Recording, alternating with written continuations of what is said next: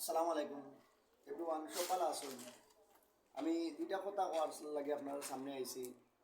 আমরা আমি একটা কলেজের সাইডে কাজ করাম, যাই হোক ধন্যবাদ যে আমার মা বোন, বাচ্চা কাচ্চা, আমরা ভাই বোন এবং বাচ্চা কাচ্চা যারা কলেজ ও ভার্সিটিতে পড়ে। আমি কাজ করিয়া প্রায় গ্রামাঞ্চল সাইডে যেটা কলেজ আমি ভার্সিটি পড়ছি, উন্নত মানের ভার্সিটি কিংবা উন্নত ছাড়াও ভার্সিটি যেটা আছে, আমি উন্নত ছাড়াও করি, আমার ভার্সিটি মানে উন্নত। কিন্তু আমার কথাগুলো হইল গিয়া কলেজও বাচ্চা কাচ্চা ফাটাইন, আমরা বই নাইন ফাটাইন কিংবা আমরা মেয়ে ফাটাইন, যারা বাচ্চা কাচ্চা আছে তারা ফাটাইন।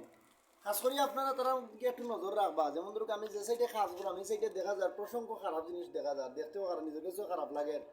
কারণ এই যে বই নাইন তোর হাতে মোবাইল দিয়া তারা ফোন আলাপ করে, বই তোলে যোগাযোগ করে, দেখা যায় সাক্ষাৎ করে, এই জিনিসগুলো একটু দেখবা। কারণ প্রশাসনে নিলে তখন আর মুখ দেখা যেত না। বিগত দিন কিছুদিন আগে বাইরে লইছে একটা কথা, যে কথাটা ভাইরাল হয়েছে যে একটা কলেজের দুইটা কলেজের ছাত্র দুইটা কলেজের ছাত্রী নিয়ে যে ভাইরাল হয়েছে, এই জিনিসটার দর্শন হয়। কারণ আপনার মেয়ে আর আমার বোন যদি এরকম দর্শন হয় আর এরকম দর্শনের শিকার হয়, মা বাপে খেয়াল রাখেন না। এই জিনিসটাই লোক মা বাবার গেস্ত নেই।